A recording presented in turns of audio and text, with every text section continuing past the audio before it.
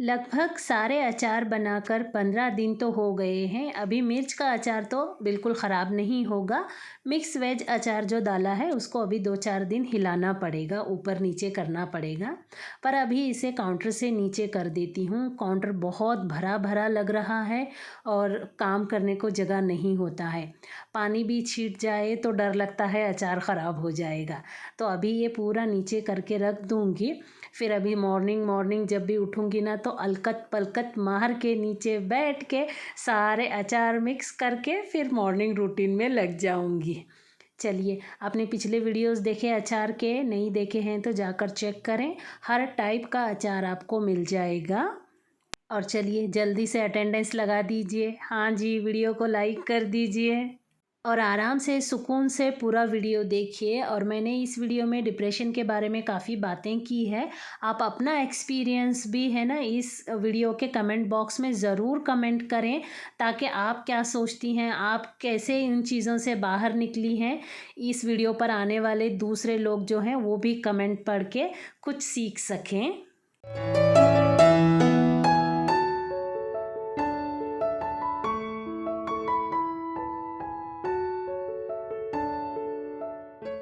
Chicken salami बना रही हूँ। आधा किलो से थोड़ा ज़्यादा चिकन है।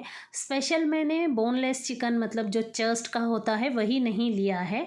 बाकी भी अदर चिकन भी लिया है जिसमें बोन नहीं था और इसमें फ़ैट बहुत कम होता है। तो आज मैंने 2 बड़े चम्मच भर के फ़ैट लिया है और 1 चम्मच नमक, आधा चम्मच काली मिर्च पाउडर और 2 चुटकी चिकन मसाला और 1 चम्मच तीखी वाली लाल मिर्च पाउडर और 1 चम्मच कश्मीरी लाल मिर्च पाउडर, ताकि कलर अच्छा आए। और इसमें 1 प्याज डाल रही हूँ। थोड़ा सा पानी डालकर भी आप इसे बारीक पेस्ट की जैसे बना सकते हैं, क्योंकि जितना बारीक होगा सलामी उतनी परफेक्ट कट होगी, उतनी पतली कट होगी। मैंने पहले फॉइल पेपर लिया है, उसके ऊपर बटर पेपर रखा है और मेरे सुकून के लिए, ताकि मेरी चीज़ ख़राब बिल्कुल ना हो, इसलिए थोड़ा सा तेल भी लगाया है। उसके बाद ये सारा जो मैंने पीस लिया है, काफ़ी देर लगी है हाँ इसे पीसने के लिए, मैंने पानी नहीं डाला है, इसीलिए मैं बोल रही हूँ थोड़ा सा पानी डाल सकते हैं, वो भी फ्रिज का ठंडा ठंडा पानी डालें तो सही रहेगा। बस थोड़ा सा 2-3 चम्मच, ताकि ये पूरा चिकन बारीक हो जाए।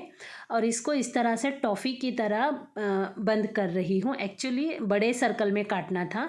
इसके अगर मैं 2 हिस्से करती तो सही रहता, मैं एक ही हिस्सा करी, पर प्रॉब्लम कुछ नहीं हुआ। बाद में ऊपर से मुझे एक्स्ट्रा ये फॉइल पेपर लगाना पड़ा, क्योंकि दूसरे साइड का एक पेपर है ना मेरे हाथ से फट गया था, टॉफ़ी की तरह जो मैं फ़ोल्ड कर रही थी ना वहाँ। तो ये इस तरह से डबल रैप करके मैंने इसको लगभग 20 मिनट तक 180 सेंटीग्रेड पर एयर फ्रायर किया है। अगर आपके पास एयर फ्रायर नहीं है तो आप उबलते हुए पानी में 15 से 20 मिनट तक हाई फ्लेम पर, मीडियम फ्लेम पर उबाल कर पूरा ठंडा करके ओपन करें। मैं ठंडा करके इसलिए बोलती हूँ कि उसके अंदर का जूस उसी के अंदर रहे, पर मेरे घर में तो ऐसा नहीं है ना जी, आप लोगों को तो पता ही है। जैसे ही मैंने ओपन किया, ये देखिए यूसुफ का साया दिखा मेरे पीछे से इस कैमरे में। अम्मी कब खोल रहे वो? और मैं बच्चों से ज़्यादा कुछ ये नहीं समझती हूँ जी। अगर बच्चे बोल रहे हैं तो खोलना है तो खोलो, बाकी रेसिपी जैसी बनती है बनने दो। हाँ, थोड़ा सा देखिए ये जो भाप है ना ये निकल रही है, ठंडा करके खोलेंगे ना तो ये भाप पूरी इसी में रहेगी। और थोड़ा सा पेपर पर जूस भी दिख रहा है, देखिए हल्का सा, तो वो जूस भी उसी में जस्ट हो जाएगा। बाकी फ़र्क तो कुछ नहीं होगा। ये हो सकता है थोड़ा सा ये मेरा ड्राई बन जाए, क्योंकि ये भाप सारी इवापोरेट हो जा रही है ना। अगर आप देर से खोलेंगे तो आपका और मॉइस्चर बाकी रहेगा। वैसे कट तो देखिए माशाल्लाह कितना अच्छा हो रहा है। ठंडा होने के बाद तो और पतला कट कर सकते हैं आप, वैसे ही मैंने तो पतला ही कट किया है ये।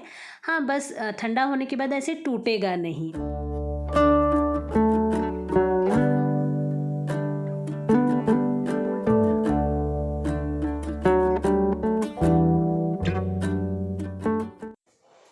अस्सलाम वालेकुम, क्या हाल है जी वहाँ पर ठंडी का, जहाँ आप लोग रहते हैं?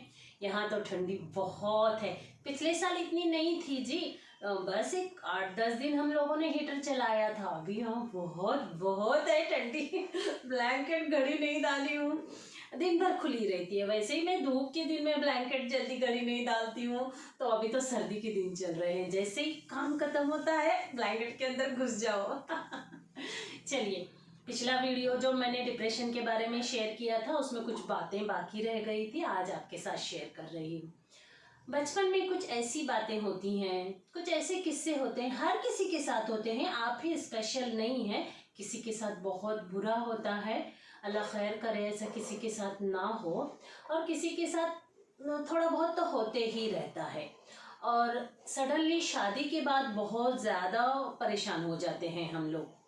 एक तो घर नया हो जाता है, इंसान नए हो जाते हैं, और उन इंसानों के दिल में मोहब्बत भी नहीं होती है, और ऐसा वैसा बोलकर हम लेडीज़ थोड़ा टॉर्चर में ही आ जाते हैं। तो इस वजह से भी है ना, हम लोग अपने आप को बहुत परेशान कर लेते हैं। बाहर है ना कोई बर्तन धोने वाली है, वो ऐसे एक एक नहीं निकाल के रखती है, ऐसे पकड़ के धड़ा धड़ा धड़ा धड़ा उंडेल देती है। शायद वो अभी आई है। ये भी एक गलत तरीका है, काम भी सही तरीके से करना चाहिए। और मतलब जो गुजरा हुआ पल है, हम उसी को सोच सोच के ऐसा हुआ था, ऐसा हुआ था, और हमारा दिमाग है ना, हम जो सोचते हैं वो काम करता है। आप देखिए, कुछ खाइए, खाते हुए सोचिए इससे खुजली होगी क्या मुझे?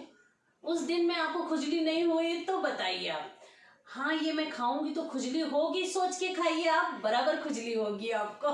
पूरी स्किन ऐसी इचिंग इचिंग करेगी। ये दिमाग का काम है, मैंने बहुत बार आजमाया है इसे। तो अब हम पिछला ही सोचते रहेंगे, ऐसा हुआ, तो हम आगे कैसे बढ़ेंगे जी? ये तो बात सही है ना, आगे बढ़ने के लिए पिछला तो भूलना पड़ेगा, लोगों को माफ़ करना पड़ेगा। और हाँ, और एक कमेंट आया मुझे, शायद मैंने डिनर रेसिपी बोलकर डाली है, और वॉइस ओवर करते वक्त शायद मैंने लंच बोला है, या इसका उल्टा भी हो सकता है। वॉइस ओवर करते वक्त कैसा, थोड़े टाइम के बाद करती हूँ। एक तो पहले एडिट करने के लिए 2-4 घंटे लगते हैं, उसके बाद अगर आवाज़ इधर उधर फैला है तो मुझे रुकना पड़ता है, उसके बाद वॉइस ओवर करना पड़ता है। और मैं वॉइस ओवर एकदम नेचुरल करती हूँ आपके साथ, ऐसे नहीं कि मैं सोच सोच के क्या बोलना है क्या ना बोलना है। मैं ज़िंदगी में जो नॉर्मल रहती हूँ ना, वही सारा मैं आपके साथ शेयर करती हूँ। तो बोलते बोलते मेरा वो लंच रेसिपी हो गया शायद। उस पर कमेंट आया, डिनर लिखे है लंच बोल रहे हैं, इंग्लिश नहीं आता तो इंग्लिश बोलने क्यों जाते? इतनी छोटी बात आप लोग माफ नहीं कर सकते हैं? माफ जाने दो, माफ बड़ी बात हो गई, इग्नोर नहीं कर सकते। अरे वॉइस ओवर करते वक्त कुछ गड़बड़ हो गई होंगी बोलकर इग्नोर नहीं कर सकते, तो फिर बड़ी बड़ी चीज़ों को क्या इग्नोर करेंगे? बहुत बड़ी चीज़ें होती हैं लाइफ में, जब हम छोटी छोटी चीज़ें इग्नोर करने लगेंगे ना, तो बड़ी चीज़ें इग्नोर होती हैं हमारे हाथ से। जब हम बाल की खाल को पकड़ के बैठेंगे तो फिर तो हो गया हमारा। और ऐसे बहुत सारे किस्से हैं, जैसे अभी हम यूट्यूब पर देख भी सकते हैं। टॉक, क्या नाम है उसका, हाँ। जो स्टॉक पर है ना, कितने अच्छे अच्छे किस्से लेकर आती हैं जी औरतें, कितना लड़ झगड़ के अपने आप को उस चीज़ों से उभारे रहते हैं। और हम लोग, अब वो लोग एक प्लेटफॉर्म मिला है, उन्होंने अपनी कहानी सुनाई, वैसी कहानियों से हम अपने आप को क्या बोलते हैं, अपने पीछे के वक्त से ऊपर लेना चाहिए। इतना बड़ा इसके साथ हुआ है, मेरे साथ तो इतना नहीं हुआ है, अल्लाह का शुक्र है, ये चीज़ें बोलकर हम अपने आप को समेट के दिल बड़ा करके आगे बढ़ना चाहिए, फिर किसी तरह का डिप्रेशन नहीं आता है। और ये अमास और ये पूर्णिम, हाफ मून फुल मून जो बोलते हैं ना, उसमें एक्चुअली ज्योग्राफिकल जो चीज़ें होती हैं ना, पानी खींचे जाता है, पानी बाहर आता है, तो हमारी बॉडी भी 70% पानी से बनी है। तो अमास पुनीम को पानी ऊपर नीचे तो होने वाला ना, घबराहट तो होने वाली, गुस्सा आने वाला, झंझट होने वाली, तकलीफ होने वाली, वो चीज़ों को ले जाकर हम सीधा जादू टोने से रिलेट कर देते हैं। अभी यहाँ भी इंग्लिश नहीं बोलने आ रही, अब फिर से कमेंट आएगा। अभी तो मैं, वैसे मुझे नेगेटिव कमेंट बहुत कम आते हैं, और एक दो भी आए ना तब भी मैं आप लोगों के साथ जिक्र नहीं करती हूँ, क्योंकि एक दो लोग नेगेटिव करते हैं और मेरे बहुत सारे लोग पॉजिटिव कमेंट वाले हैं, और बहुत सारे लोगों को है ना नेगेटिव कमेंट का रिप्लाई सुनना भी पसंद नहीं है। शुक्र अल्हम्दुलिल्लाह, मेरे चैनल पर जितने भी लोग आ रहे हैं ना, उनका सबका दिल अल्लाह बड़ा करे और उनको सबको हिदायत दे। आमीन सुम आमीन। हाँ, कोई जादू कराया, ऐसे कराया, वैसे कराया, तो अगर किसी ने करवाया भी है तो ठीक है, उसमें भी मेरी अल्लाह की मर्जी है। अगर अल्लाह की मर्जी ना होती तो वो क्या जादू करवाता? अगर अल्लाह की मर्जी ना होती तो क्या हम पे जादू होता? हम क्या चीज़ हैं जी, हमारे हुजूर सल्लल्लाहु अलैहि वसल्लम पर भी जादू हुआ है, तो हम क्या चीज़ हैं? तो इसलिए है ना, अगर कुछ हुआ है तो सीधा जाने का, ये मौलाना पास, वो मौलाना पास, ऐसे नहीं जी। अब जाइए, हमारे पास इल्म कम है, शायद उनके पास ज़्यादा है। अगर वो सामने वाला बंदा मुंह फोड़ के पैसे मांग रहा है 10-20 हज़ार, इतना लाओ उतना लाओ, तो उनसे हरगिज़ हरगिज़ दूर रहिए। और बहुत सारे मौलाना ऐसे भी होते हैं, कुछ आयतें पढ़ने के लिए बोलते हैं और 100, 50, 200 रुपये में, जैसा डॉक्टर की फ़ीस होती है ना, उनकी भी फीस होती है, तो उनको भी ज़िंदगी गुजारने के लिए पैसे चाहिए। हाँ, वो पर मुंह फोड़ के मांगते नहीं हैं। हम जितने 5, 10, 50, 100 देना चाहें देकर आ सकते हैं, और वो ऐसा कुछ ये नहीं बोलते हैं, बस वो ये आयतें पढ़ लो अल्लाह की तरफ से, कुरान का ये पढ़ो, नमाज नहीं पढ़ते होंगे तो पढ़ो, जस्ट वो हमारे रिलीफ की बातें करते हैं। अगर वैसा कोई मौलाना आपको मिलता है तो जाइए, नहीं तो फिर बस आयतल कुर्सी, दरूद शरीफ, अल्लाह के दरबार में हाथ उठाइए, सब कुछ ठीक हो जाएगा। वैसे ही हमारे हुजूर ने सारे इलाजें बता के रखे हैं, बस उतना ही करते रहना है। कोई अगर हम पे जादू करवाता है तो वो अपनी आखिरत खराब करता है। इसमें अल्लाह है ना, दोनों की आजमाइश लेता है। अल्लाह देखता है जो बंदा जादू करवा रहा है वो अपने ऊपर जन्नत को हराम करता है, जन्नत की हवाओं को हराम करता है क्या? मतलब अगर किसी ने जादू कर दिया तो उसके ऊपर तो मतलब गारंटी हो गया वो जोजक में जाएगा। तो अपनी आखिरत बचाने के लिए माफ करके, दिल बड़ा करके, शैतानी वसवसों से दूर होता है, ये तो पहले उसकी आजमाइश होती है। अगर ये वो नहीं करता है, उसके बाद जिस पे जादू किया गया है उसकी आजमाइश होती है। उस मतलब वो जादू हो गया बोलकर अल्लाह का राह छोड़कर किसी और के पास ऐसा वैसा भटकता है क्या? अल्लाह ये देखता है ये मेरा बंदा मेरे पास आता है कि दूसरे के पास जाता है, तो वहाँ उसकी भी आजमाइश होती है। मतलब यहाँ दोनों के लिए अल्लाह का राह पकड़ना ज़रूरी है। किसी ने जादू भी कराया हो तो इसमें आप ये सोच कर माफ़ कर दें कि कराया तो कराया, होंगे जान दे छोड़ना। अगर उन्हें कराने की इतनी हिम्मत रखता है, इसमें मेरी अल्लाह की मर्जी है। अल्लाह की मर्जी के बगैर एक पत्ता नहीं हिलता। अगर वो बंदे ने मुझ पे जादू कराया है तो उसकी भी आजमाइश है, मेरी भी आजमाइश है। या अल्लाह मुझे आजमा नको, मुझे मेरी चीज़ों को माफ़ कर, मेरी तकलीफ़ को कम कर दे, ख़त्म कर दे, और मुझे तेरी राह से हटा मत अल्लाह, तेरी राह पे चलने की हमेशा तौफीक अता फरमा। ये दुआ मांगते रहना चाहिए। और मैक्सिमम चीज़ों को इग्नोर करिए, कोई डिप्रेशन वगैरह नहीं आता है। ये हमारे हार्मोन्स ऊपर नीचे होते रहते हैं, हर दिन एक जैसा तो नहीं होता है, मौसम में कुछ बिगाड़ आता है, ऐसे कुछ होते रहता है। सर्दी के दिन में स्पेशली हम ज़्यादा अपने आप को डिप्रेस महसूस करते हैं। हाँ, जो ये बीमारी होंगी भी अपने हिसाब पर औरतों में अगर है तो उसे बहुत बढ़ाए हैं। थोड़ा सोचते ज़्यादा सोचे, ज़्यादा सोचते बहुत सोचे, सोचते सोचते इतना बड़बड़ने लगे, इतना बड़बड़ने लगे कि उसने ऐसा किया, उसने ऐसा किया। पुराने ज़माने की बातें जिसमें उसका कुछ हिस्सा लेना देना ही नहीं है, पुराने ज़माने की बातें, उसने ऐसा किया, उसने ऐसा किया, तो ऐसा बड़बड़ बड़बड़ के घर का माहौल सारा ख़राब कर देंगे। वो घर में रहने वाले आपकी आवाज़ सुन सुन के उनके कान परेशान हो जाएंगे। अगर वो भी हल्के दिमाग के होंगे ना तो उनका भी दिमाग का संतुलन ख़राब हो जाएगा।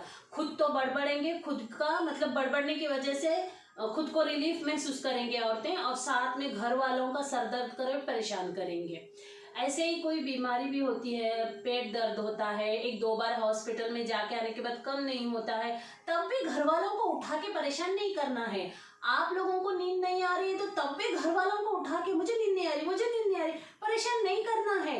2-4 दिन देखना है, अगर इसका कंटिन्यू चल रहा है तो सब लोगों को अपनी अपनी जगह सोने बोलने का, और अपना काम हो सके अल्लाह को याद करो, ना हो सके रिलैक्स करो। मैं तो शुरू शुरू में जब रात जागती थी ना, पिछले वीडियो में बताई, तो मैं घर साफ कर लेती थी, पूरा बर्तन वगैरह धो के डस्टिंग करके, हर 15 दिन में तो घर साफ करती हूँ, तो पूरे डब्बे वगैरह आराम आराम से धो के, किचन का दरवाज़ा कुंडी लगा के, झाड़ू पोछा करके सो जाती थी। मॉर्निंग उठो तो थकी थकी तो रहती हूँ, सुबह मुझे ज़्यादा काम ना लगे, सिर्फ पकाना खाना उतना लगे। ऐसे भी करती थी जी मैं। तो मतलब अपने आप को हो सके जितना वैसे संभालना है, और अल्लाह का राह पकड़ेंगे ना, जो भी आयत आप पर सूट होती है, किसी को रब्बना आतिना सूट होती है, किसी को दरूद शरीफ जो हमारे ज़ुबान पर चढ़ जाती है, वो आयत को हम कंटिन्यू रखेंगे ना, तो हर चीज़ आएगी और निकल जाएगी और हम अल्लाह की राह पर रहेंगे। चलिए, वीडियो कैसा लगा कमेंट बॉक्स में बताना बिल्कुल ना भूलें। ये मेरा एक्सपीरियंस, ये मेरा तजुर्बा था। वैसे तो मैं कोई एक्सपर्ट तो हूँ नहीं, पर इतनी धूप देख चुकी हूँ, तो उन चीज़ों से मैं उभर के आई हूँ, उन चीज़ों को मैं पीछे छोड़ के आगे चल रही हूँ। तो इसका मतलब मेरा तजुर्बा भी शायद नए आने वाले लोगों को काम आएगा। दिल बड़ा करना सीखिए जी, गलतियों को इग्नोर करना सीखिए। अगर कोई आपका दुश्मन है और आपको लगता है उसने आप पे जादू कराया, आपको लगता है उसने आपकी ज़िंदगी ख़राब कर दी, आप थोड़ा सा माइंड ये करके नोटिस करिए, जो बंदा मुझे तकलीफ दिया है वो बंदा कैसा है सामने। वो बंदा खुश है अपनी ज़िंदगी में, वो बंदा नॉर्मल है, नमाज वगैरह पढ़ रहा है, अल्लाह की राह पर है, और ऐसा कुछ प्रॉब्लम नहीं है उसकी लाइफ में, तो आप गलत हैं। वो बंदा अपनी जगह सही है, उसने जो भी किया वो सही किया, इसलिए अल्लाह उसके साथ सही कर रहा है। आप वो सोच सोच के अपना जो माहौल ख़राब कर रही है ना, वो आप गलत हैं, आपका सोचना गलत है, आप एक तरफा सोच रहे हैं। उस बंदे ने तो ऐसा कुछ किया ही नहीं जिसकी वजह से अल्लाह उसे सज़ा दे या अल्लाह उसे ऐसा कुछ करे। आपको सज़ा दे रहा है, आप डिप्रेस हैं, आप घर का माहौल ख़राब कर रही हैं, आप पूरा मतलब बड़बड़ बड़बड़ बड़बड़ के इधर गई मौलाना पास, उधर गए जादू टोना, मुझे ऐसा हुआ वैसा हुआ, तो आपकी कहीं ना कहीं गलती है, आप कहीं ना कहीं रास्ता छोड़ी हैं अल्लाह का, तो इसलिए आपको ये परेशानी हो रही है। हाँ, अगर आप अल्लाह अल्लाह कर रही हैं, आपको जो सताने वाले हैं उनको प्रॉब्लम है, उनकी तरफ से उनकी फैमिली में प्रॉब्लम चल रही है, उनकी तबीयत ठीक नहीं है, तो इस वक्त थोड़ा सा मैं बोल सकती हूँ कि शायद आप सही हैं और सामने वाला आपको परेशान करा है। लेकिन ये भी सोचना गलत है, जाने दो ना, उतना क्यों सोचने का, किसी के और के बारे में सोच के हमको क्या मिलने वाला है, हम अपने बारे में ही सिर्फ सोचना है। जैसे मैंने बोला वो बंदा खुश है और मैं ना खुश हूँ, तो मैंने ही कहीं गलती की है, मैं ही अल्लाह को याद नहीं कर रही हूँ, मेरे से ही कहीं कुछ हो गया है, तो मैं अपनी गलतियाँ सुधार लूँगी ना, उसकी गलती सुधारने के लिए तो अल्लाह है ना। और हाँ, अगर एक बार हम रास्ता छोड़ेंगे ना, तो अल्लाह पकड़ के खींचेगा नहीं, अल्लाह पकड़ के खींचेगा नहीं, बिल्कुल आपको उसी जगह ढील छोड़ देगा। आपको पता भी नहीं चलेगा कि आप गलतियों पर गलतियाँ, नाइंसाफ़ी पर नाइंसाफ़ी और शिर्क पर शिर्क करते जा रहे हैं, आपको पता भी नहीं चलेगा। इसलिए जैसे ही पहली गलती पर दिल बोलता है ये गलत हो गया, उसी पर पीछे सरक के अस्तगफिरुल्लाह बोलिए, अल्लाह की डोर मजबूत रहेगी हाथ में। चलिए, मेरा ये तजुर्बा है।